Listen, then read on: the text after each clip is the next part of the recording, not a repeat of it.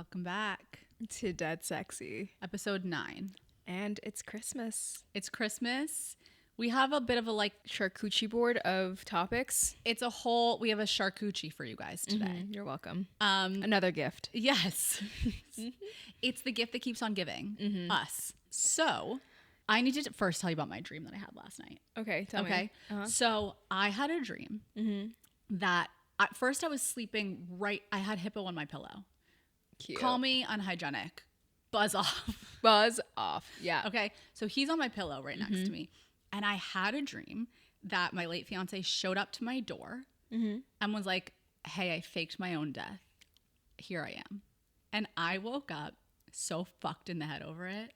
Because we've talked about this. I've always had that thought in the back of my mind. And I've talked to a lot of people who have had this thought. So I think it's actually normal.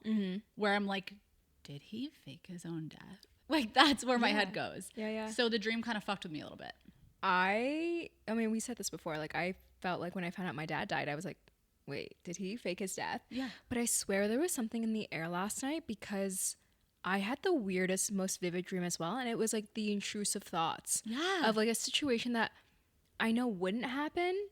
There is still a small chance, right? You never say never. Right. But probably wouldn't happen. Yeah. And here I was fully in this alternate universe. I was like, is this a different timeline? No, something happened last night. Oh. And I told you, and I woke up and the gate to my house was open. Oh my God, yeah. And it's you have to you got to press the button to open it. That's crazy. And it was just wide open. I'm like, something came in. Oh my God, you're some freaking me entity. out. Oh my God, stop.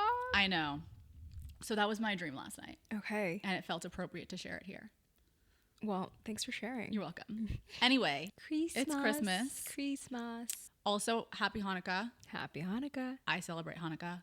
I also celebrate Christmas now, not because I'm Christian or Catholic, because do they both celebrate? Whatever.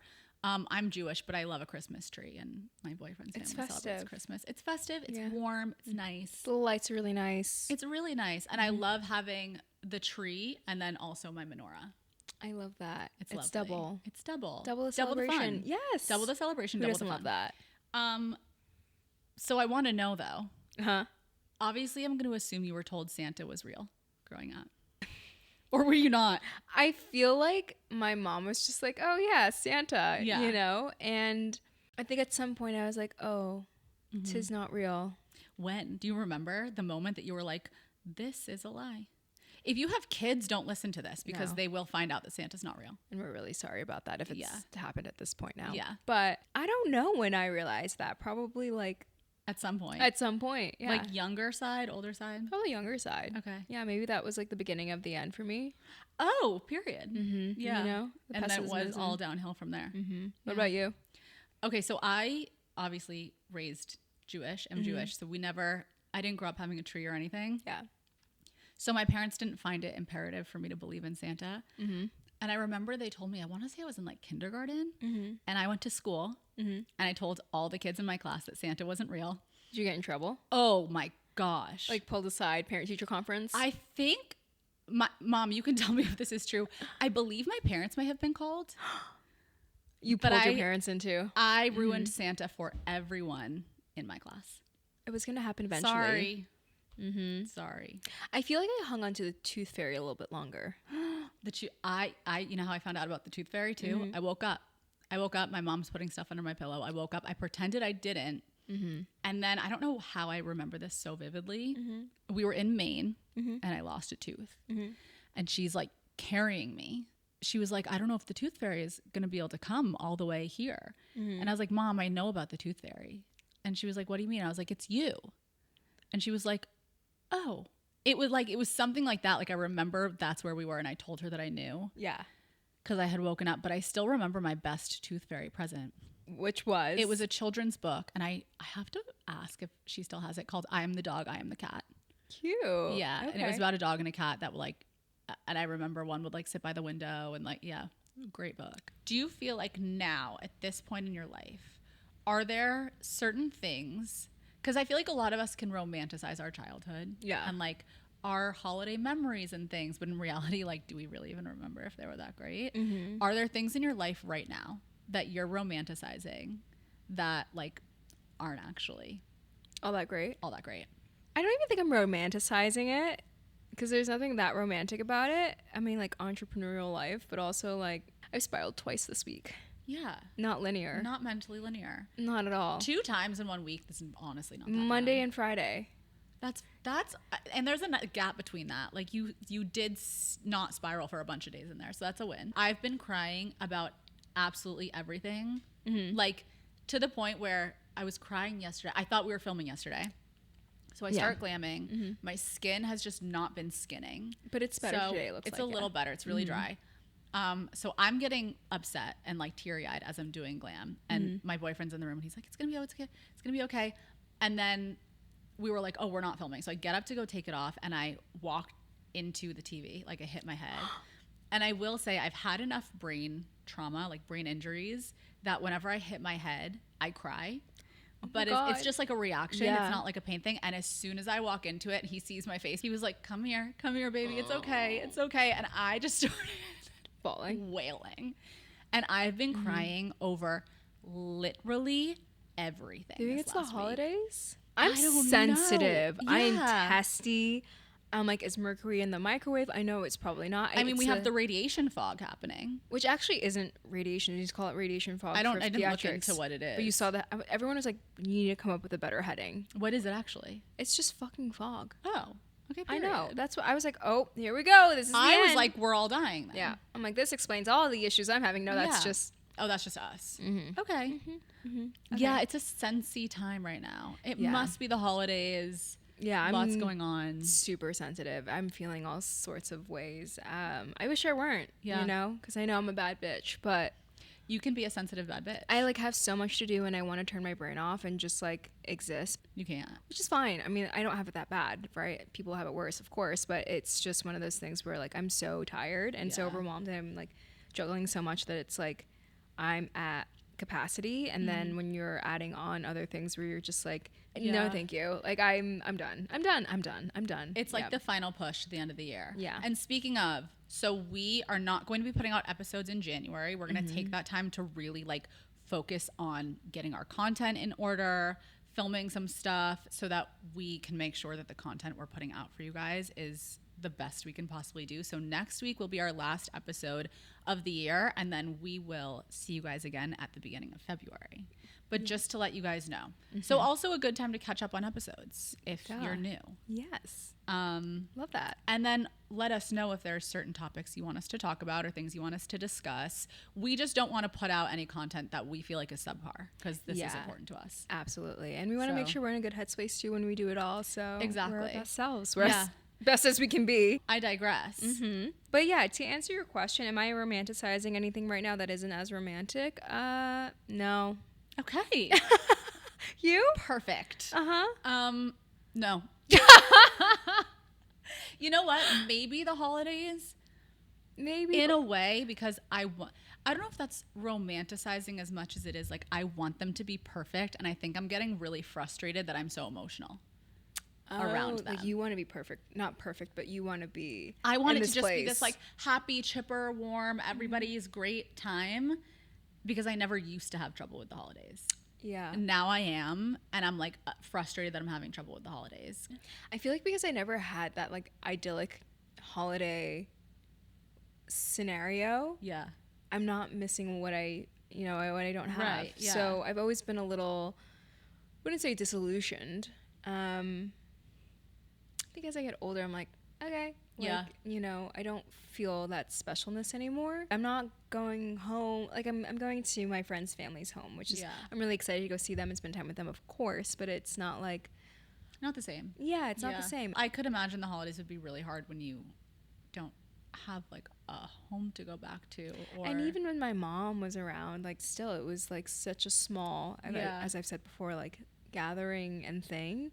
It was never anything like traditional, and I would spend some Christmas with some other families, and it would be very like beautiful. And so that's something I want to build going forward, for myself and my future partner and kids and whatnot. But right now I'm just like, I'm very transient, I think. Yeah. And so while that's liberating, it's also a little like, it's ungrounding. Yeah.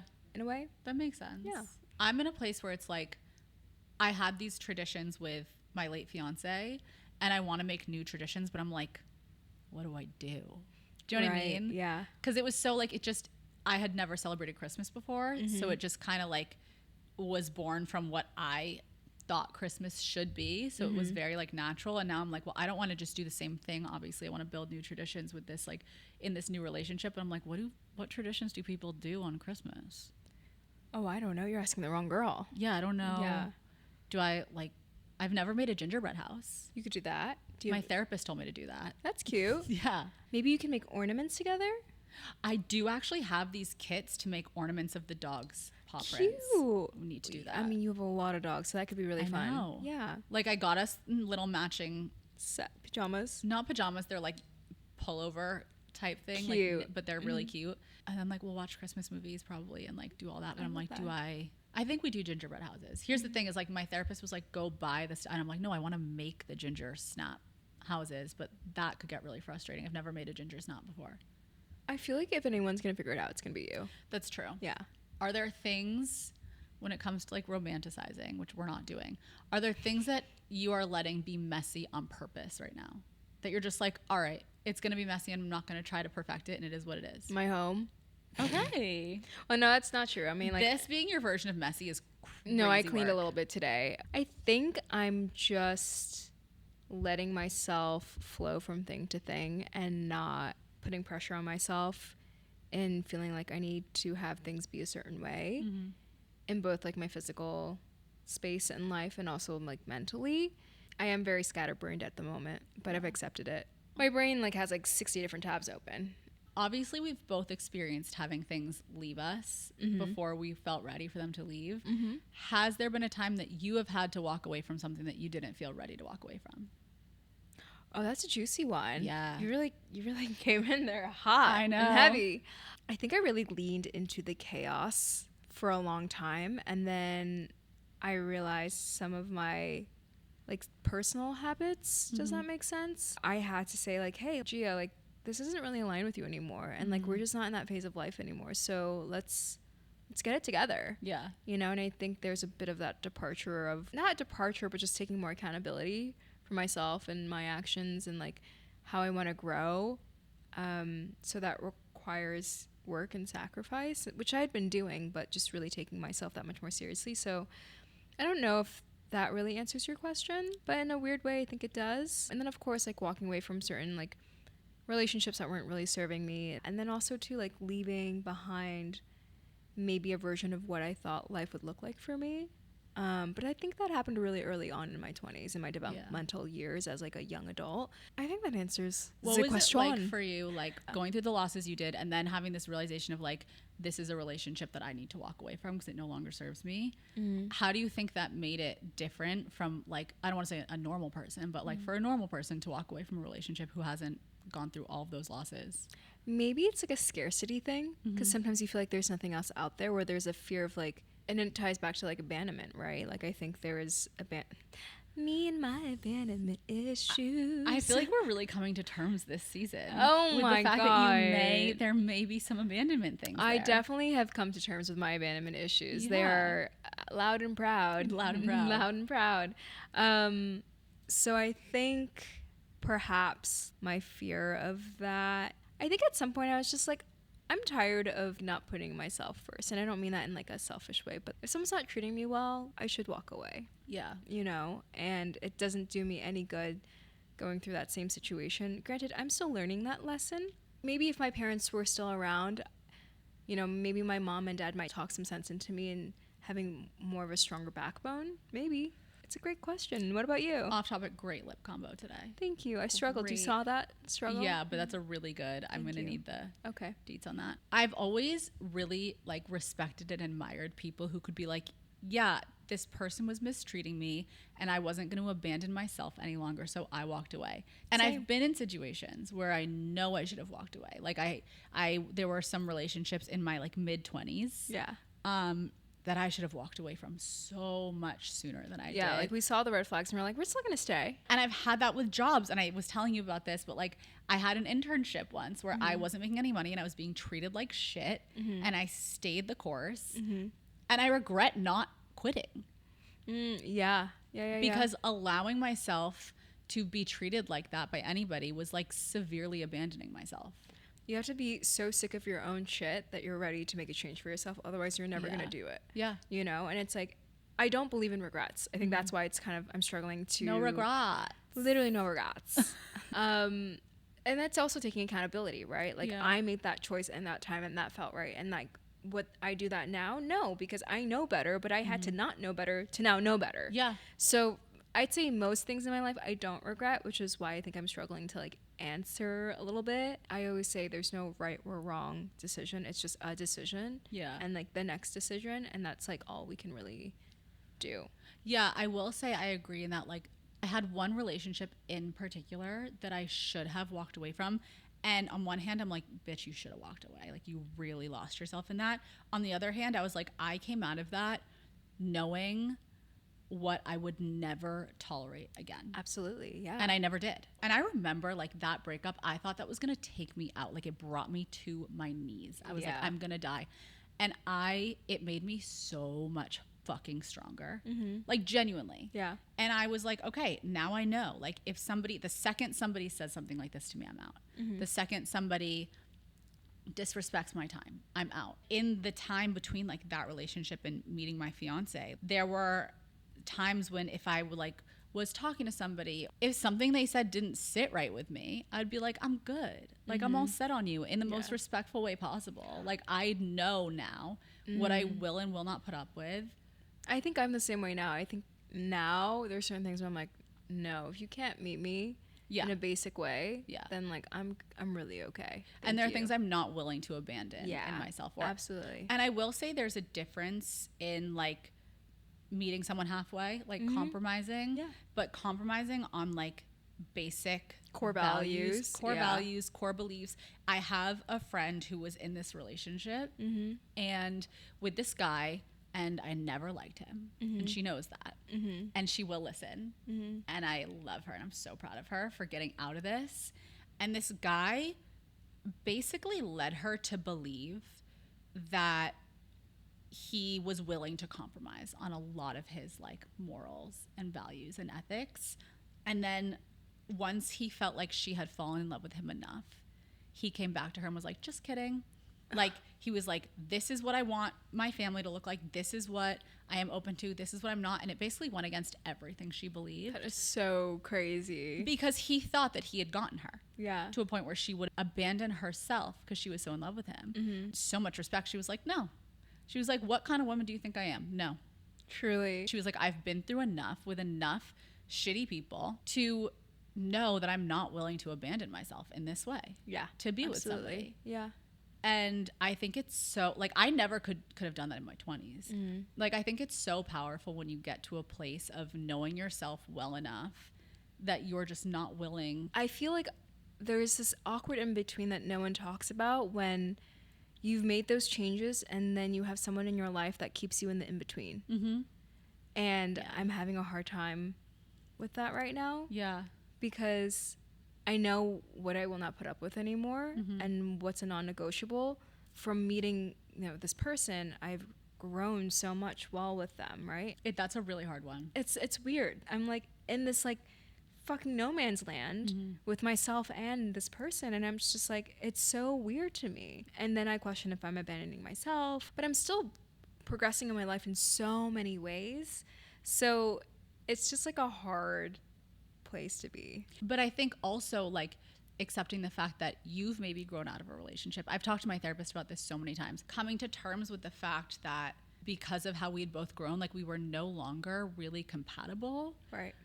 Is a really difficult and sad thing, because in a lot of ways you're like, but I don't want to grow away and apart from this person. But you've done the growing. Like once you've done the growing, you can't really come backtrack. It's like you can't unring the bell. Yeah. Exactly. So that's something I have a really hard time with, because on one hand I'm a firm believer that like as long as somebody is still alive, they can change. I think that's like the most toxic thing about me, is that like I do believe people can change and grow, but it has to be in their wheelhouse already. Like they have to be able to show those things a lot of people don't go through enough moments in life that bring them adversity to challenge their beliefs and who they are. But it takes one traumatic event to shift your whole perspective or set you back. Yeah. That's why I always believe in people. I think because I've been on the other side, and if my friends have never forgiven me or given me grace, like, they probably wouldn't be friends with me anymore. Yeah. And we have such amazing friendships, and they accept me and love me for who I am. And I am not perfect. I say that all the time. But I don't know. I do believe that people are, well, not everyone. In 2025, we have learned there is just some who are I agree. I'm like a really big believer that as long as somebody's alive, there's always the chance that you guys can come back together or like rekindle whatever it is. Friendship, relationship. Exactly. Some should be left in the past, absolutely. Yes. And I think part of what gets difficult for me, and I said this last time, like, there are a lot of people I've just been really missing, is that I really hold so tightly onto this hope. Yeah. Instead of just letting it go. Like, I have a really hard time letting things go to the universe. I like to be in control of everything. Yeah. I don't like the idea of like, I'm going to surrender this and it means I don't know what's going to happen. It's so funny. I feel like I worked to a place where I was really good with surrender, and now I'm struggling to surrender because I have a lot of big changes happening, and I do find myself getting frustrated, and I don't feel like, again, I'm taking care of myself that well. I've said this for a couple weeks now because I really have just been going at it, which is great, and everything does come with a price, right? And everything does come with sacrifice.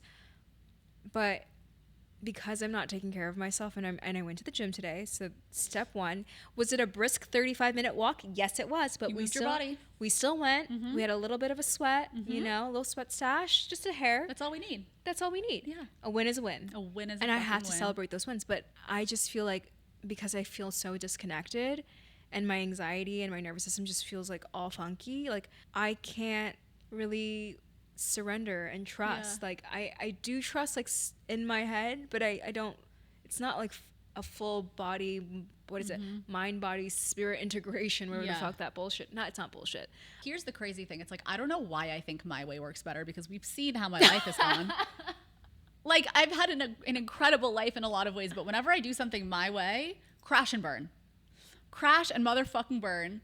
Like, you would think at this point I would know, hey, it's probably going to work out a lot better if I just surrender to the universe. But no, God forbid. God forbid a girl lets go of the wheel for a minute. So I also really struggle. I live in the hope of certain things happening. Same. And I think it keeps me, like, stagnant sometimes. It's like, where's the line of manifestation and, like, insanity? No, that's so true. And I think, like, I'm keeping doors closed that could potentially be opening to other things by living in the delusion or hope or whatever that like certain outcomes will come. And it's like, if I just let go of those, then perhaps like all these other doors would open. Someone was just saying like, you almost have to be like in genuine alignment. Yeah. Whatever that means. You do, but I'm like, this must be a fake it till you make it type situation. Sometimes, yeah. I'm not going to just wake up in alignment. I'm going to have to fake it for a while, I think. You will, yeah. You know? Yeah. Yeah, I think it's just about getting clearer about what it is that you want and where you want to go with shit. I did read, and I read, not just TikTok read, like I read, that the brain does not care what's real or not. What it cares about is repetition, which is, I think, the basis of manifestation. Is like, if you tell yourself something enough times, your brain is not going to differentiate it between that being reality and what's actually like physically. It's like creating a new pathway. This is going to sound really, really bad. Okay. And I don't know if this is like the surrender or if it's like giving up, but I feel like I'm kind of at the place where I'm like, it is what it is. Is that surrender, or is that like me giving up on the manifesting the things I want and just being like, fuck it? I don't know. Okay, well, I don't know about you. I mean, this might be a tangent, but like, I'm so tired of getting disappointed. I think I'm so tired right now that I'm like, I'm just tired of being disappointed, period. I said that to my brother around Thanksgiving. I was like, it's so negative, and I was like, I should expect disappointment at this point. I think I'm just being a negative. Guys, I think I'm tired. And I feel maxed out. Yeah. And so I'm feeling not so positive. That's okay. You don't have to be positive. Toxic positivity is a very real fucking thing. Yeah. I just I want someone to surprise me for once with something. I mean, I just want something to work out where it's just not so fucking hard. You know, it's like something can be so beautiful and all these things come at it. And I'm like, I know this is the journey. I know this is the process. But can't it just be easy for once? And then it's like, then you go, well, then maybe it wasn't for you. Yeah. And then I'm now in my head, I'm like, maybe this isn't for me. And maybe this isn't the journey I should be going on. Like, I'm so in my head. Yeah. I can't surrender at the moment. I think that's part of like why people say get out of your head. It's so confusing because it's like manifest, like be in your body, like be clear on what you want, but also get out of yourself, like relinquish things to the universe. And I'm like, what am I supposed to do? My therapist and my boyfriend both have told me multiple times, they're like, stop trying so hard. Like, just let it. Stop trying so hard. And I'm like, okay, but am I just stupid? Like, what does that mean? Does that mean like stop aiming for the things that I want? Or does it mean, I don't know what the fuck that means. I think it just depends on what it is. I'm confused. I think right now, like, I'm doing all the steps, but at some point I have to, Yeah. I gotta take hands off the wheel. Take the leap or not. Jesus, Mary, Joseph, They're sheep. Britney Spears. Whomever. Take the wheel. Take the wheel. Take the wheel. Yeah. You know? I am so confused at this point and in a haze by life itself. I like could cry. Yeah. I feel like my head is like, I understand what they say when they're like, oh, I feel underwater. Like, I actually feel like my head is underwater. Is it just the end of the year? I think do you guys feel like this too? We're like, are we just losing our minds? The struggle buses. We are the captain, co-drivers of the struggle bus. Like, I sneeze and I cry at this point. I was about to cry for no reason. Yeah. I'm not well. I'm like, I need a hug and an assistant and someone to tell me it's gonna be okay. I always know when my tremors are tremoring like this, things are they're gotten. I also just had like a 24-hour stomach bug. Yeah. Okay. Thanks for listening to the crash out. Moving on. This was a real life. This wasn't a bad crash out though. We both. Yeah. This wasn't even planned, as you can tell. No. Anyway. Oh, okay. So Christmas time. Did I say on the other episode that I hate honey baked ham? That's like the Christmas food. Really? I've tried to like it so many times. It's not for me. No. Okay. I just want to be on a beach somewhere. I was like having fantasies today of being in Paris. I want to be in Paris. I want to be eating like chocolate mousse. Croissant. Okay, can I tell you something that my mom does? What? My mom does this thing where if you ask her to say a word that's like not an English word, she will do it with the accent. She knows that I ask her because I think it's funny. So I'll be like, Mom, what did you get when you were in Paris? And she'll go like, oh, a croissant. And I'm like, can you say that again? And she's like, a croissant. And I'm like, yes, that perfect. Yeah, I've been thinking like, oh my God, to be in Paris, eating a croissant and some cheese fondue and chocolate mousse and shopping and going, what's the name of that graveyard there? Oh, I see. I don't do that. You can go. Last time I was there, I spent like 3 hours there and I was like, wow, I want to move here. Then I realized what that like entailed and I was like, perhaps not yet. The vibes are immaculate there. Oh my God, I could have been there for hours.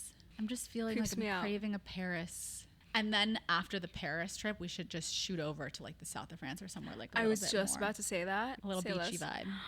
I want my buns to be, I just want to be like asleep with a book that I know I'm not going to read next to me. I will read it, but you'll snatch it from my hands. Yeah. As I did just start a new book. Oh, what did you start? It's called Witches. It's about the Salem witch trials. Of course. Tracks for you. I just watched All Her Fault. You've been telling me about this one. I know, guys. Have you watched it? Because I want to know. What do you guys think? Because I am so obsessed with it. It also brings out like just so much rage, but also like, fuck yeah. I've been watching I Love LA, which is like the LA version of Girls. It's very you. I think it's hilarious. Yeah. I also have the biggest crush on Odessa, the girl that plays Tallulah. Yeah. I'm like, how do you look like that? Yeah, she's stunning. I'm watching it with my boyfriend and I turn to him and I'm like, do you think she's hot?